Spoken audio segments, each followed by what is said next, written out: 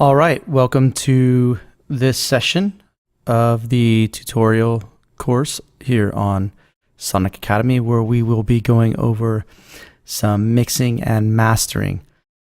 So as I've been writing, I've been mixing as I go along. It only makes sense to do that. I don't think it's good to get in the habit of writing a track and just thinking that at the very end you're going to do this amazing mix down. I think that you got to kind of mix and, fix things as you go along. So I've been doing that. And with any luck, I've done it correctly enough to where we can come out with a semi-decent master, or an amazing master for that matter. But the master that I'm going to do here, I would call it a club-ready master. And so I'm going to mix this and we're going to do some mastering and just kind of have something that we could hand over to a DJ or play, but by no means is it going to be a, crazy in-studio, analog hardware driven master. So with that being said, let's get started. So first thing I'm going to do, I'm going to pop over here and I'm going to create a new return channel.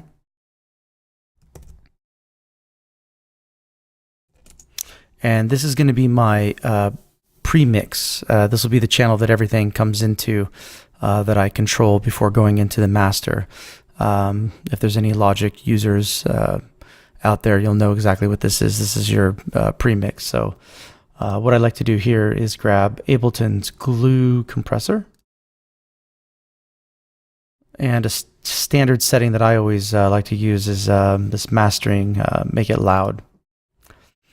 And the next thing we're going to do is we're going to collapse these groups that we've made. And I'm going to select everything and turn all of my channels to sends only. And I'm going to send all of these over to H, and H is this pre right here. So now all of my channels are being funneled into this pre-mix, which is probably going to be quite loud. So let's get this turned down.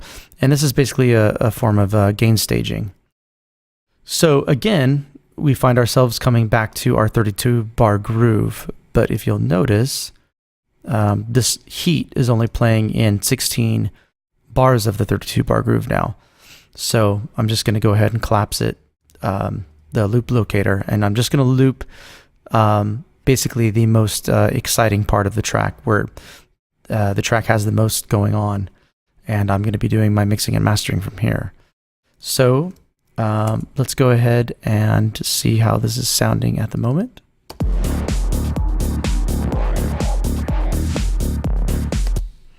And you can see my needle here on the glue compressor. Let's move it over. Is bouncing quite a bit. And the way that I like to use this compressor is very sparingly. I just want to see the needle move a little bit. And I'm basically trying to duck down the loudest transients in the track. I'm not trying to squash the track. If we did this, obviously we're just compressing the hell out of it. It's just getting completely squashed. And then here, nothing. So we'll just wait for this needle to come back from vacation.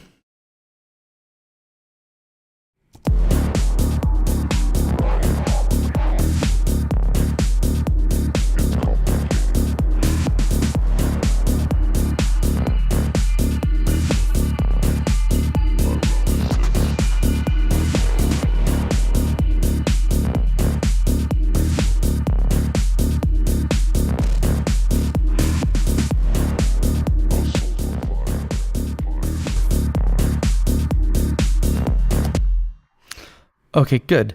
So now I've got that set where I like it. And next thing I'm going to do is I'm going to come over here and I'm going to start working with these groups a bit. So I'm going to come over here to the bass group and give that a solo.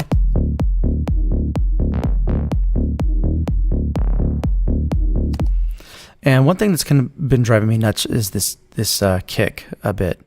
There's still a knocking sound in here that I'm not crazy about. And I think it's this click here.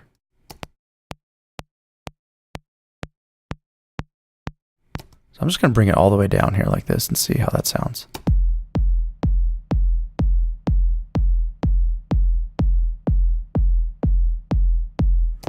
Let's try that. Okay, I think that sounds better. And then my bass line, I want to take some more of those highs out.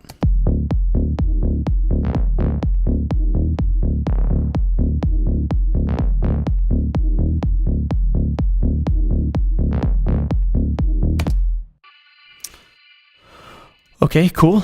Let's get an EQ on our bass group, because we're going to basically treat this whole group as an instrument now.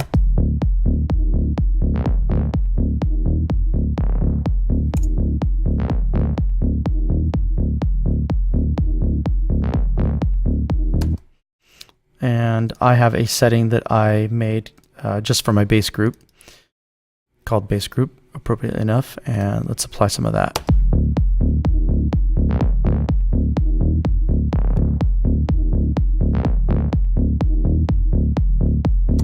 And I'm basically just getting a little bit of gain reduction. And again, this is just my gluing this group together. So I'll show you before and after. So here's before.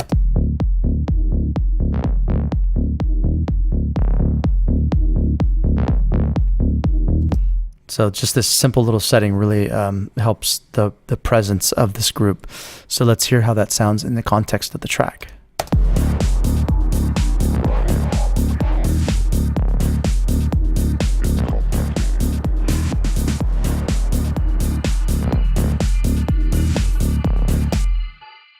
So you can hear it's so subtle, but yet it really gives us a bit more presence there. Okay, next thing, we're going to do the drums.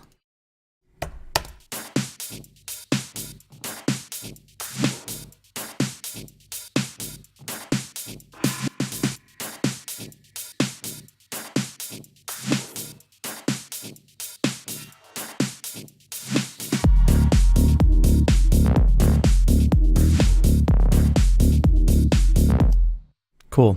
We had a lot of low-end energy that in there that we really don't need. And for the drum group, I'm just going to use this mix gel setting here. The only problem with this preset is that it automatically gives you 4 dB of boost here. So you got to really be careful with this one.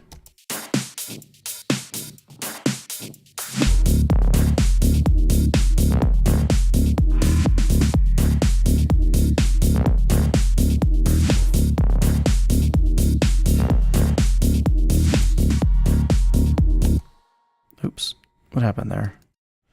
I went -2 instead of 2.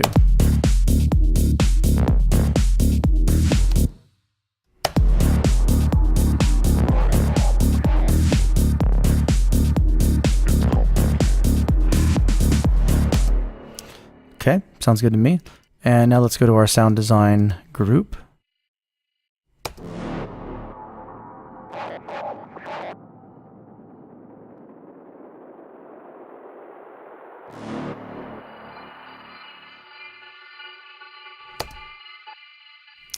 And here, I'm not going to use any compression. These sounds are supposed to be kind of organic and natural. I just want to make sure I clear out the low lows out of here. But one thing I do want to do is make sure that I've turned it off in my main break here. Let's see here.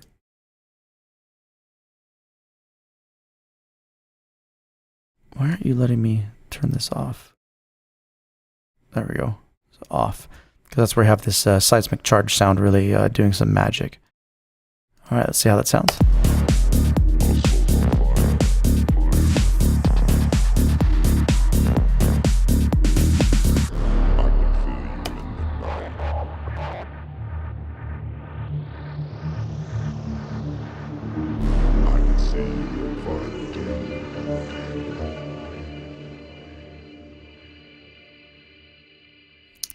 Okay, and I'm going to come back over here again to my meat and potatoes part of the track. And see that needle's dancing a lot more, so I'm just going to turn that down.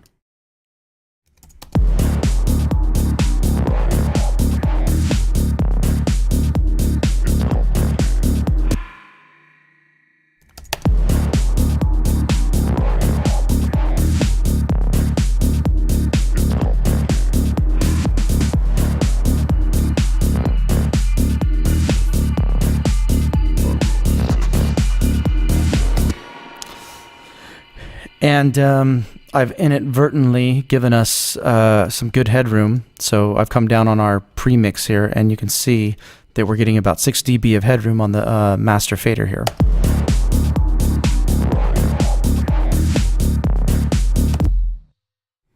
So yeah, that's cool. So now let's start doing some mastering. So we're going to come over here. And remember, we in our project setup, we've got our Magic AB, so we can go back and forth between our 3 examples and our track and compare back and forth as we master. So first thing I'm going to do is I'm going to get an EQ put on the master.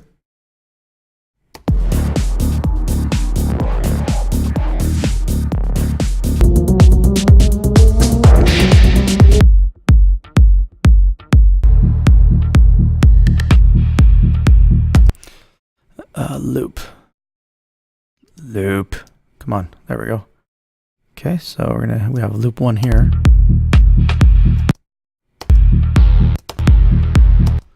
I'll go over here.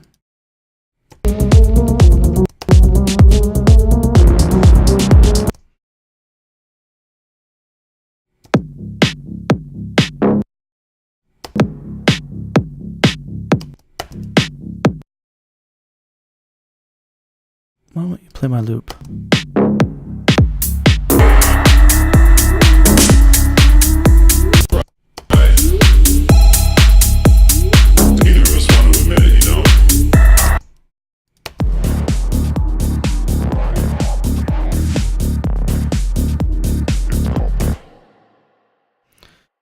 Okay, so we've got our EQ, and the next thing I'm going to do is add Ableton's multiband compressor. And I'm going to solo the, actually I'm going to load up this preset here, multiband compression. It's the one I like to start off with. And I'm going to solo my lows. And what I want to do is just basically adjust this low setting until I can hear the kick and the bass line a bit.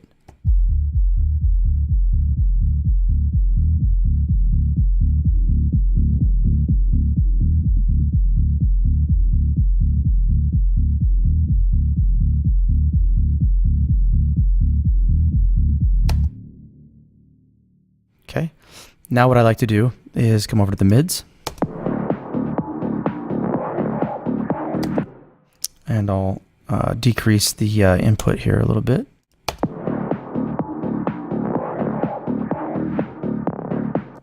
And sometimes I'll mess with this, the crossover here, the high-mid crossover.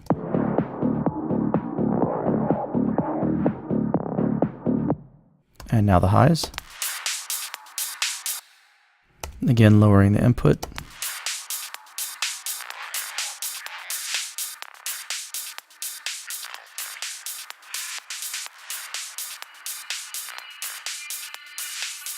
I'll basically adjust this until I'm getting some slight compression up here. And let's hear how that sounds.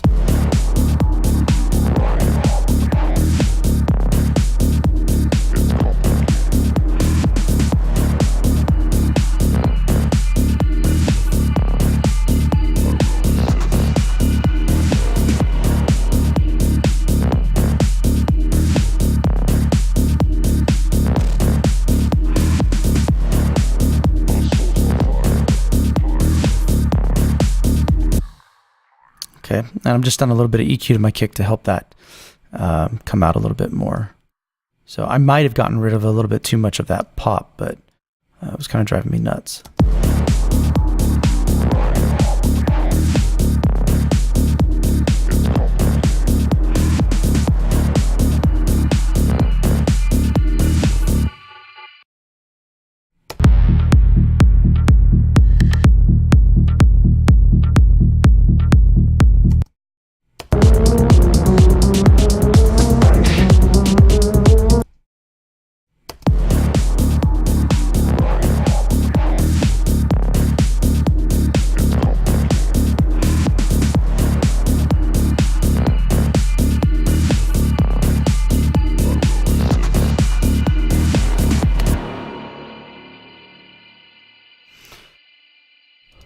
Okay, so next thing I'm going to do is add a stereo widener. I'm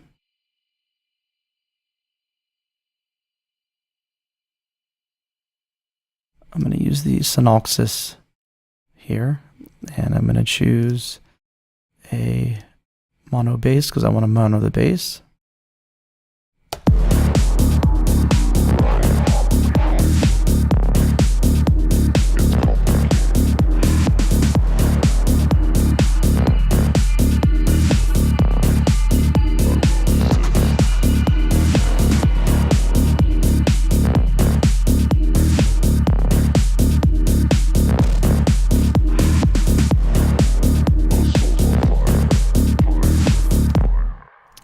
Now we'll give it a little bit more input here on the highs.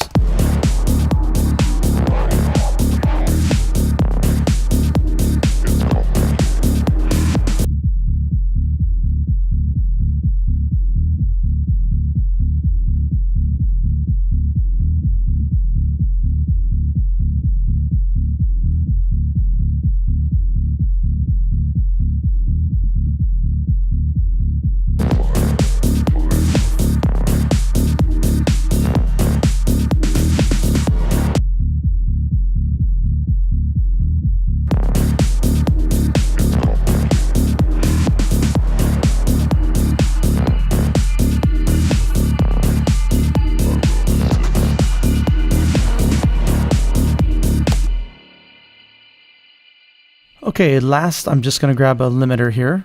I'll just use Ableton's limiter, and I'm basically going to bring the stealing down and try to get some volume out of this thing.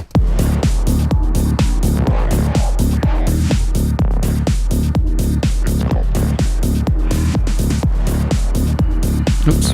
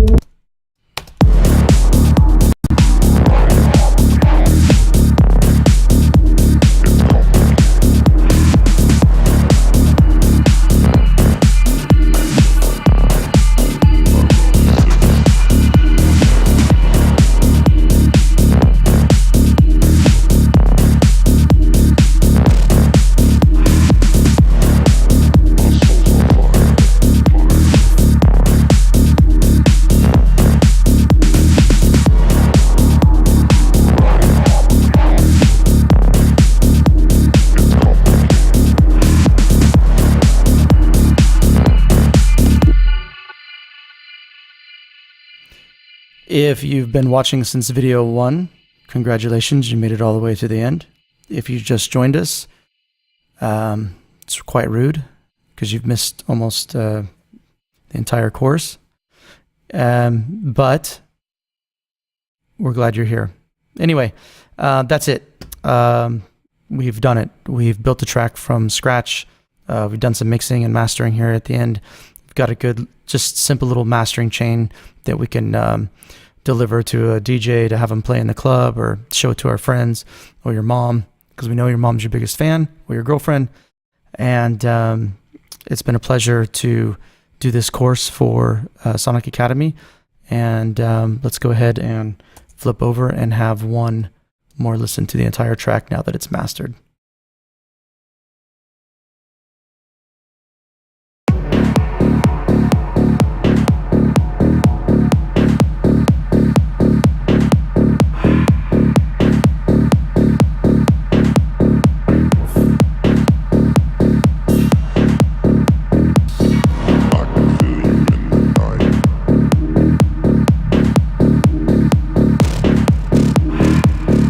I can see you in front of me.